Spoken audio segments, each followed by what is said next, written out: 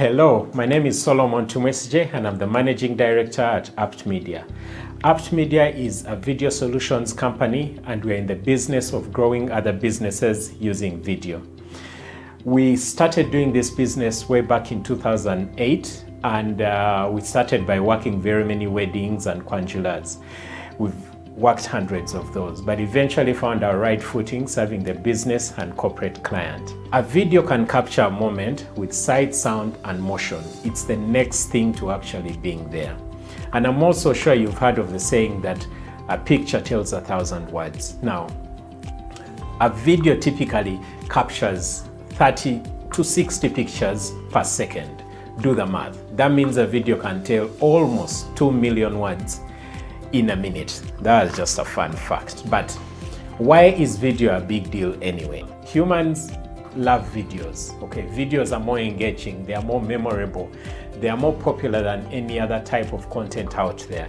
It's estimated by Cisco that in 2022, more than 82% of the content online will be video. That said, videos as a means of storytelling and advertising is no longer an option. It is actually a necessity. Let me give you some statistics. 81% of businesses use video as a marketing tool. Why? Because 59% of executives would rather watch a video than read text. 99% of people who use video as a marketing tool say they'll continue using video in 2021. What do we take away from all this?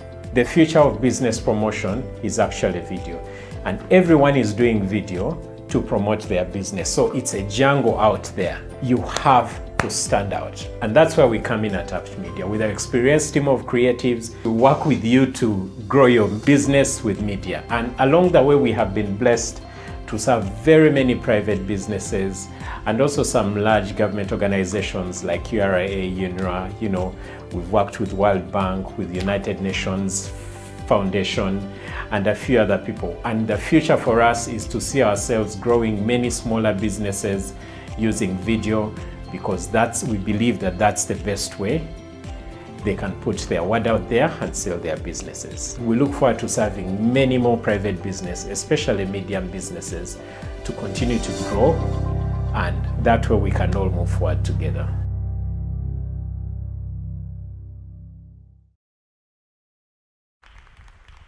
Come on, studio audience. Yeah, woohoo! Welcome to another segment of Business Garage.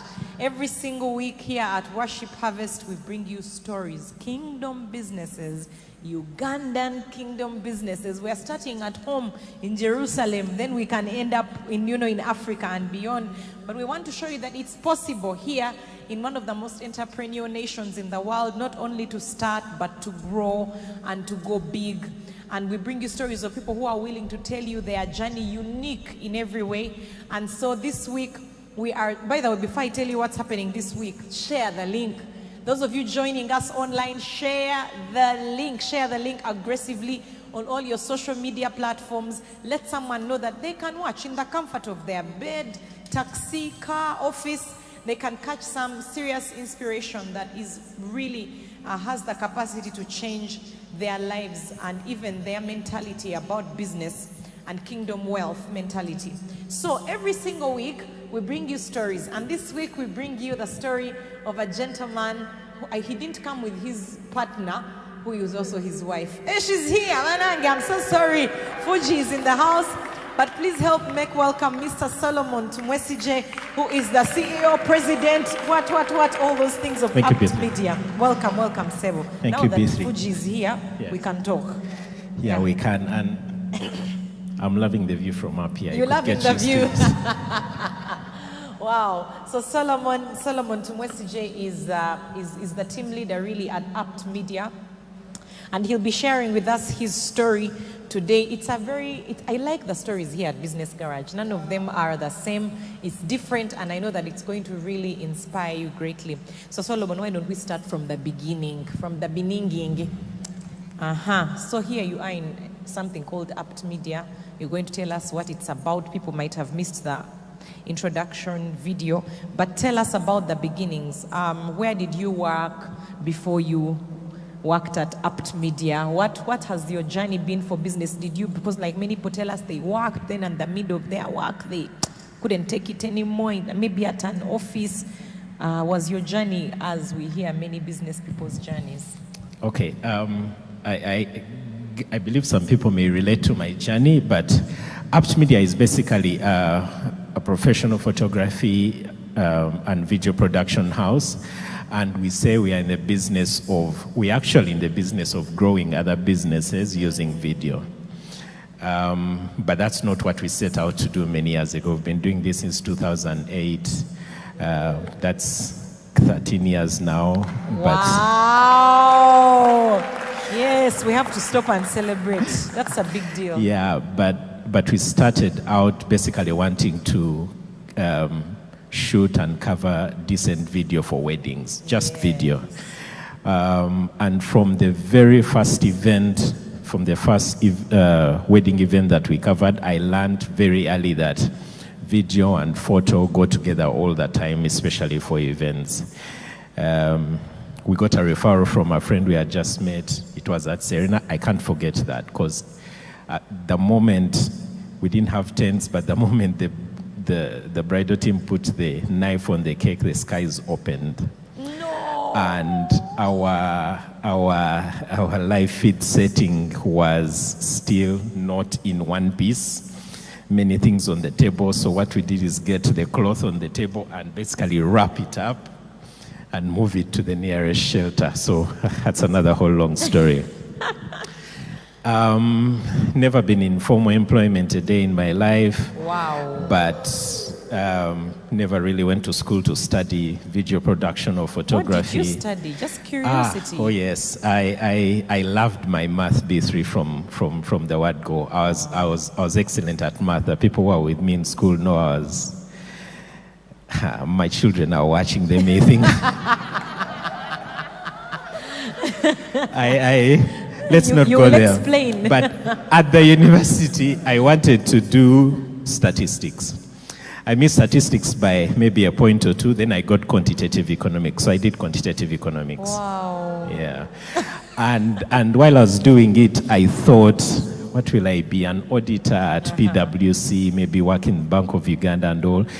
But on the other hand, my father was always, maybe not intentionally, he was always raining this pressure on us. I know he didn't intend to, of when do you grow up, you people, and help me with this business. So I grew up in a business family from the time we were young. Was shipped off to boarding school much earlier than most people. Because I was boarding school, in P3 or something. Yeah, that's much earlier. Yeah. So Chris Kawesa says it's too late. I think he was in nursery. But every time we got holidays, our home was the kind that keeps us at home.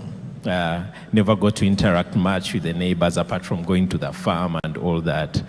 And maybe if I even talk about that, my dad always wake up at 6 a.m., go milk the cows. Milking the cows means, of course, the workers in the farm would not let us milk them. You go in the farm, fetch them, then you measure how many liters, then take records. Yes.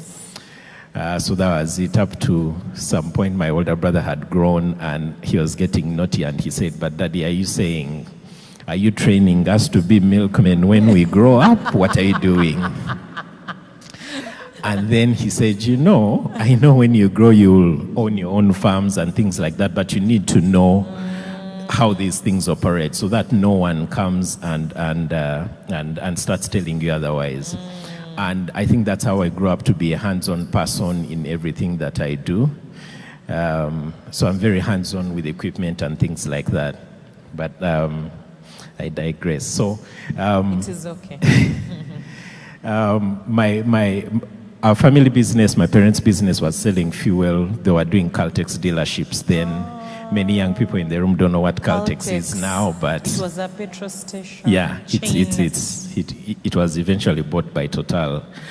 So during like P7 VAC, S4 VAC, that's when he would let us go to the petrol station and be there.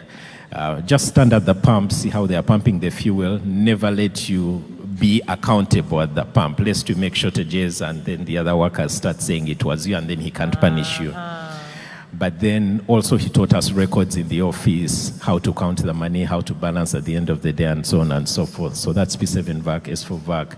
Now S6 VAC, the business acquired another petrol station on Hoima Road. It was a Caltech. So that's when I got deeply involved in business. And so throughout my S6 VAC I was at the station, doing the supervisor work, going to the bank, banking. He always went with me. He was up country most of the time, but then I had a manager I was reporting to then. I go to the head office, order fuel. So within about second year, I knew how to run the station. So unfortunately, the gentleman I was reporting to around that time passed away, so I was running the station full on my own. I was making the orders, signing the checks, balancing every day and all. At 5 p.m., drive to Makere and do my evening course of QE. Wow. And finished third year, graduated. Oh, yes, yes, after graduation, got married immediately. No, when he says immediately, can you explain how immediately did you get married, Mr. Tumwesigye? So, graduation, by then graduation was no longer 1 or 2 days, it was a whole week, Monday, Tuesday, Wednesday, Thursday. So my graduation was on Thursday and our Kwanjula was on Saturday. Yeah, when people say immediately, it was 2 days after graduation. Didn't waste time. Yeah. Hey, so but Fuji is a young woman. Anyway, today's business garage. Even me, I'm young. Yeah, but did you get her out of school? She hadn't graduated yet. So you get straight out of campus. Yeah. No wasting time. You graduated. You married a young woman.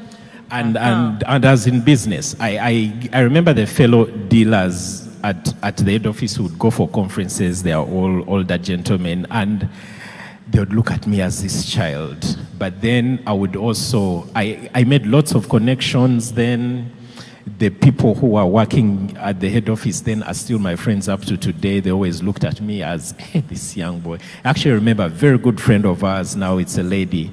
She was the customer care manager. She always looked at me and said, I really want my younger brother to meet you. You're really doing good stuff. Wow. But then, so I still feel young because from a very early age, I always felt like the youngest person in the room. Yeah, and it catches up with you even when you're a grown man with family, you still think you're young. Yeah, so that's about 2006. We had our first child around 2008 in May. And by then, my new set of parents were running a business of video production in Dar es Salaam where they lived. And they asked us at some point, do you think you guys can do things with this equipment? I think they were very overwhelmed with work and all, and said, you know what, let's see what we can do. So they sent a couple of cameras, you know, a mixer here and there, and it was here, and we're looking at it. Now, the only thing I knew about the business was to use a small Sony camera, you know, those little ones that are like this size. Yes. I always had many of those. My mom had gifted me and all. I was more or less the photographer in the family looking back. I don't appear in many group photos because I'm the one who took them. Yeah. I was always a gadget person. I remember when the parents would go to work during the holidays, then we go now find video deck, put in the tape play. Then one evening my dad came and there was something wrong with it and he didn't even ask questions. Out of the many brothers, it was me, lie down. No way. Because he just knew who it was. Yeah, it has to be you. That day it wasn't me. Bambi. But looking back, I was always a gadgety person. So Fuji is very organized. She plans. She's very, me, I am, let's get this done. Yeah. So we got our first wedding referral, we did it well. So you get this equipment from Yes. your parents-in-law? Yes. It shows up you've never been into videography, photography, No. nothing. No. And you guys decide that you're going to start a business Yes. with this equipment. We were blessed that it came with a gentleman. I remember his name. He was called Faustin. Yes. He didn't speak much English. I didn't speak Swahili at all. And he was supposed to take me through how this stuff In works. Swahili. And we figured it out. the editing basics that I know I learned from Faustin and of course from YouTube and all that stuff. The people these days are very lucky because all the resources are online. There. So we learned how to use this equipment. It's like I learned how to drive in a Ferrari because it was very high-end equipment, and of course we crashed it. Just like any other learner, made lots of mistakes. That was also around the time we were transitioning from analog systems to digital. So the cameras we're using then were those little tapes that you have to put in a deck and convert to digital, then edit on a computer. Wow. It wasn't that bad because before that it was the bigger tapes. Okay. So now there were smaller tips. Yes. Lord. So eventually we moved straight into digital. None of that equipment worked for all that equipment is no longer working now. We had to get new equipment and all that. We had to go get photography equipment like that same year. We traveled to Malaysia, shipped. We knew we wanted to open a photo studio. So we brought in the equipment, sat with it for like a year, I think. Because we were looking for the ideal space where to put the studio. 1 year waiting for an ideal space. B3, that's what happens when you go into things when you're not prepared. So my working before came in handy because we always had some money here and there. And so finally opened a photo studio at Silver Arcade, large space, I think 100 square meters. And we knew campuses near would get guys walking in. They were not coming. Oops. And we said, you know what? I think the reason is even our friends were not coming. Oops. So whoever knew that this way a studio says, but man, Jamie, one day gaya, Bombo Road, YMCA, too much. So we said, you know what? Let's look for a decent place. So we went to Garden City. Ooh. Someone has clapped. There's a problem there. So we went to Garden City, stayed a couple of years, and the turning point at Garden City, we're getting many walk-ins, but these many walk-ins were passport photos. Yes. The bank was upstairs, so you get in the bank. Do you have a passport photo? No. Studio downstairs. So we around that time we're getting corporate work and all that. So we had this, actually our very first big deal, they gave us a deposit of 10 million. I went to Barclays at Garden City, withdrew it, walked to Metropolitan Forex Bureau. It's just in the corner. The rate, I remember it was $2,500, $4,000. Landlord's office. Oh no. We were not even paying for that month. You were paying arrears. Arrears. You guys, this is how not to do your business. So walked back to office. I called my manager, still work with him now. I said, Josh, we are missing something. He said, what? I said, the people who pay the bills here never come here. Wow. When they need you, there is someone new to their boardroom. Even when they need a favor, I misplaced this DVD, please make me another one. Okay, you can come pick it. No, there's so much jam at Garden City, let me send a driver. I said, why are we even here? The people we serve by being here are not, they pay your transport and lunch every day. So all we need is a space where we can just edit. Wow. Because we know that our big clients will always call us to find them. At this point, we've made a name for ourselves. They will always call us. And that was it. So at that point, first instinct was, you know what, we have a lot of space at home, let's go work from home. Wow. But then at that point, we had just had our last born, Acting last born. or acting last born, but they've been acting for 7 years, so I'm not sure they can lose that position. We had just had her, I think she was a year or two, and I said, no, this is not the space where I want guys to be coming in every day to work and go out. This will not be home, it will beat the whole purpose. So thank God we had been blessed with a property on Makere Hill Road, so we requested one of the tenants that was not very cooperative to give us the space, and we moved in. And it was a lot cheaper, and indeed none of our clients has ever come there. They always summon us to go and meet them and get concepts right and so on and so forth. But it's been a long journey. Wow. It's been a long journey. And how we knew that we had to serve the business and corporate client along the way, like almost 4 years ago, bumped into this thing called BNI, and it sucks all the business wisdom out of you.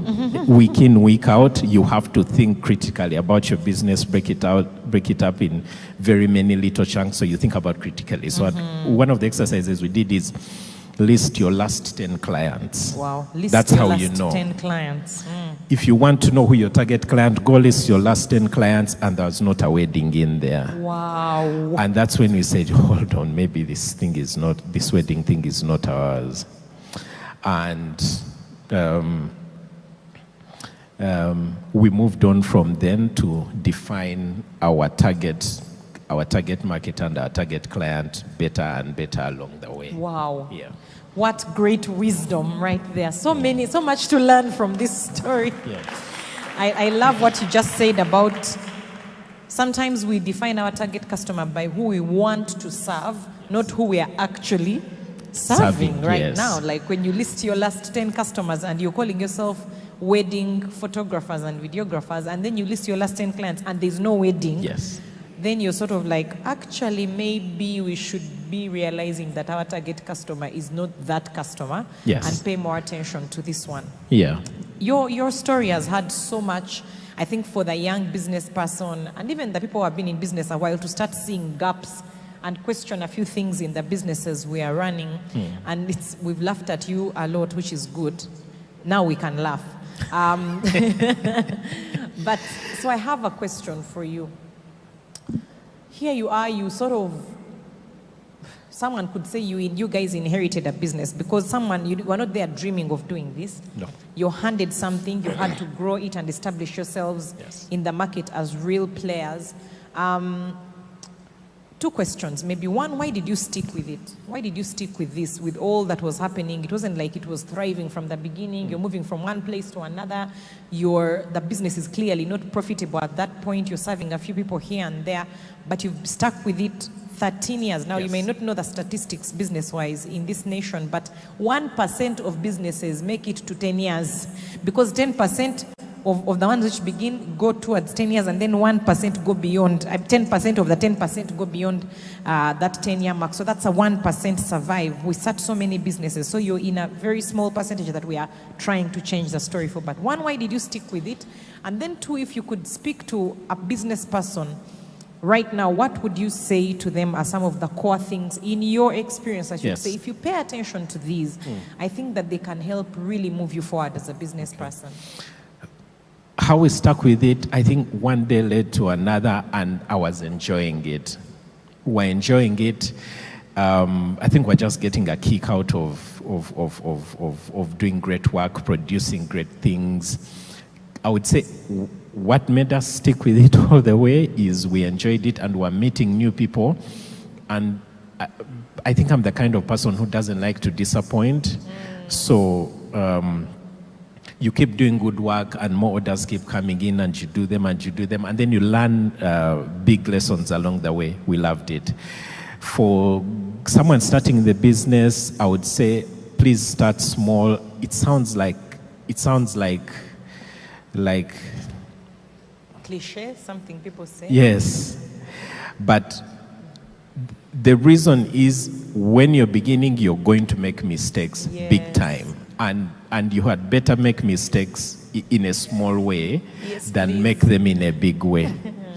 Yeah, so for me, start small and then grow, and then deliver what you promise at the very least, no matter what. When I say no matter what, I mean I have had moments where you send in a quotation, you see it's not going to cut it. The default setting is let's cut corners and still make money.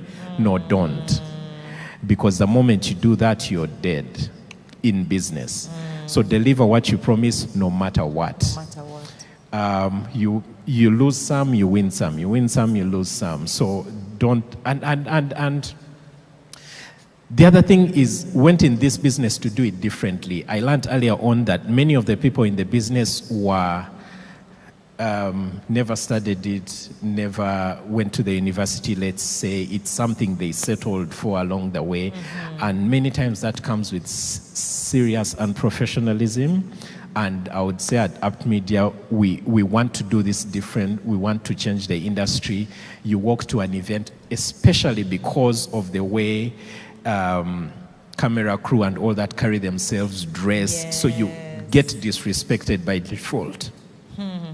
I still see clients telling me the event starts at 8 a.m. I am there at 7:30, and the event actually starts at 10. And I'm like, really?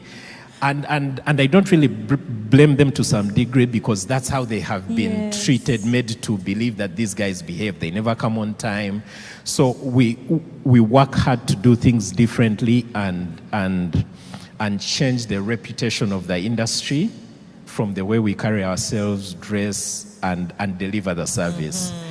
I dream of a time when our industry is as respected as doctors and engineers and all that, because we put in a lot of work, a lot of thought, especially when you're serving the business. You have to understand what they want to achieve before you point a camera and shoot.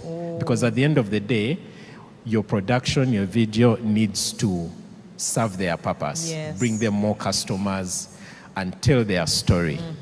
Those who are struggling to tell what they do, because a picture can help you explain it. Wow. Yeah. Wow. So much wisdom Thank you. from Solomon. One more thing before I hand you over to Mr. Chris Kawesa. Numbers. How many people is Apt Media employing right now? How many customers do you find do you have the privilege to serve on average in a year? Just give us some clues. My answers come with stories. When we started the business, I'll make it quick because I see we are running out of time. We knew that we wanted young people who are not very experienced. So we got most of our staff from a film school. There's a film school in Rubaga. I think it's still there. So as they came, they wouldn't last long, a couple of months, maybe a year or two, and we lost all of them to TV stations. Not a company, not other employer. Okay, just TV stations. Bunyoro TV, NTV, UBC. In fact, when I work in any of these TVs, they're all over the place. And I feel proud because we trained them. So we figured what was happening is the film school didn't have a lot of equipment to teach them. They would get lots of theory, come to us. We had very good equipment. They practice, they get good at this, they go to TV. That was their dream. Start a school. You say that in front of Fuji, I'll never hear the end of it. Because it's something we've been toying with for a very long time. Or even Dr. Duff. She's I call her Dr. Duff. Mugabe. Yeah, so we'll start a school. Yay. And so our staff, we run with a lean team, mostly managerial, and because most of our work, or all of our work, is usually project-based, we have most of our staff are like on retainer, so we call them in to run projects and go, run projects and go. So we have a wide range of team that we always run with, but not really full-time. The full-time team is really lean and managerial. So numbers, we've served many clients. We've served many clients, and most of the events that we do now, we have like a live streaming event every week or two. And because that's the thing, lockdown taught us that you can't have many people in the room. So for the conferences, workshops that used to have 300 people, auditorium, up these ends, now they can't. So you have to put it out there. It has to find your viewers on their gadgets. So we do lots of those now. And lockdown was another thing altogether. But it opened up new doors for our businesses. You have to keep looking at your business, thinking it, looking at it critically and tweaking it to follow the direction of the market. Yeah. So that's how we end up in doing lots of live stream events. Highly profitable now. Yes. Because initially when we began, you know, you try to crank your rates so low to get events and all, but in the service industry, you need to be making profit of 50, 100% to stay in, because the work is not like selling 100 pairs of shoes every day. It's one event and it takes days. Now, most clients want to cost your time for the 2 hours you spend in their room. They don't know that you spent 2 days thinking about those 2 hours and then many others later. Perfect. You see, he didn't give me numbers. He told me stories. But I'll hand you over to Mr. Chris Kawesa at this point. Please help me welcome Pastor Chris, who is in charge of Business Garage here. Thank you so much, Pastor. Solo, we finally caught you. It might be a long time. We finally have you. Yeah, People tell so many stories. That's his business. Wow. When he answers good stories, Yeah. he's doing his He's work. doing his business. So Solomon, let me first comfort you. P3 is not early. Yeah, P3 is not early. Some of us went to boarding school almost nursery. Yeah? So P3 is not early. We learned so many lessons there. Now, one of the things that you are lucky to have had is you started business very early. Yeah. And I picked that up from your story. You started business very early, and that gave you a lot of experience. Yeah? Yeah. So you had a very good opportunity. I will not ask you if you're doing the same for your children, but I know you are. Yeah. The other thing is so many lessons there. You told us to start small, so that if you make mistakes, you make them small. Yeah. Yes. There's some, especially young people, want to start a big business. Yes. And you're prone to making lots of mistakes. So one of the lessons there is start small that we heard from you. Then I like the fact that you're working with your wife. Yes. Fuji, we celebrate you for that. Husband and wife working together is not easy, but it's also one of the best things you can ever do. I'm curious to know what happened to Caltex, to the fuel station. You didn't tell us the end of that story. Oh, yes, I figured And what that. lessons you learned from that? Because, I mean, you should be doing totals now. So what Yes. happened there and what are the lessons there? So I was looking at the clock, so I skipped that part, but let me make it quick. So, started running that station full time from around 2002 when I was joining campus to we left it around 2010, and that's because around that time, 2006, 7, 8, thereabout, I realized that's when I think government policy opened up for anyone and everyone who had the resources to import their own fuel. So the route we're on from town, Hoima Road, when we're running the station profitably and had 2-3 stations. Now at that time, everyone was bringing in, there were like 8 or 10 stations. So it was not as profitable as it used to be, and you will realize that these days the good business in fuel is either with the multinationals that are really big with big monies, or the people bringing in their own fuel. Now, I think at that point we're not ready to start bringing in our own fuel, and then also the transition between Caltex and Total kind of messed with the business relationships and way of doing business, because new company came in with a totally different way of doing business, and that's around the time I just gotten married and I think wanted a bit of independence, you know, the living and cleaving kind of thing. And so we were at the time we were starting our own things, but stayed involved in the family business for fuel up to now. My mom and my siblings are in it full time, yes. Okay, awesome. I'll talk about, you mentioned government changed some regulations there. I'll talk about that later. You talked about your business model. You had, at that time, the bank was sending passport photo clients downstairs. Yes. And for you had set up a huge place, you were Yes. paying a lot of rent, but they were not your actual clients. Yes. So you were running a business model that was not right. Yes. And you changed that. Yes. And today you find that we need to check our business models to see if they are fitting. Otherwise, we'll have lots of costs piling up. That's very What's true. your business model for the future, considering what's happening now? People are making their own selfie videos. What? How's that affecting your industry? The other day, I heard of a guy who is a farmer, but is doing, he's teaching people online, and he's making a lot of money from YouTube, and all those, that should be your business. So what's your business model for the future, considering the current technological developments? So, actually, I think it was last week I blogged about that. I have been thinking about it a lot, and thanks to Worship Harvest making everyone authors, I said I'll start blogging about these things too. So I think the smartphone, that's what I was saying, that it's the single piece of technology that killed the photo studio business single-handedly. Because when you wanted a photo, you would walk into a studio, take it with a friend. Now you take a selfie, share it, end of story. And it gets worse because you don't even need to print it anymore. You don't need to put it in an album because you shared it already anyway. So what we have done is also embrace the technology. We know that your phone is full of photos, and God forbid this phone gets stolen. If you don't have a cloud account, all your memories are gone. So some of our services that we offer is what we call the post-production services. If you go on a holiday with Jean and the boys, and you come back with lots of videos and photos in there, you can give it to us, and we put together a short video, something that you will not have to scroll through 300 times looking at the photos.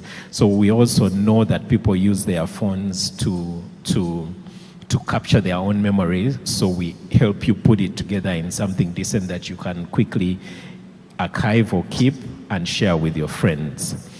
But there's still need for the professional touch of this whole photography and video thing. For example, if you have a conference, your smartphone won't pull it off. Even when you have a very good one, the latest iPhones and all that capture great images, you won't have the resources or the human resource to stand and capture the event throughout and all that. So we still bring our professional touch to the industry and the clients and the business. We also, being in business for a while now and meeting many business people, I know many people who struggle to explain what they do in business. Or even like at Dagan Bragan, you talk of Brago, Dagan Bragan, but people can't quite picture what it is about. So when we come in, we help show what you can't explain in your words.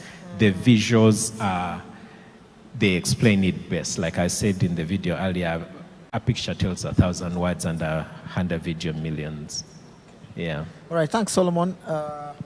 We don't have much time, so we'll talk more in the business lounge. So from here, we can cross the business lounge and have more conversations there. Over to you, Pastor B3, and thank you, Solomon, for sharing your story. We're real out of time, man. But someone asked a burning question that I think would be nice to answer very quickly. What was and has been the impact of marrying early and not being formally employed, having no safety net of a salary? What was the impact of that? Do you think there was an impact for you, for your business, being that sort of man? Okay, I didn't see that coming. 2 days after graduation. Oh my gosh.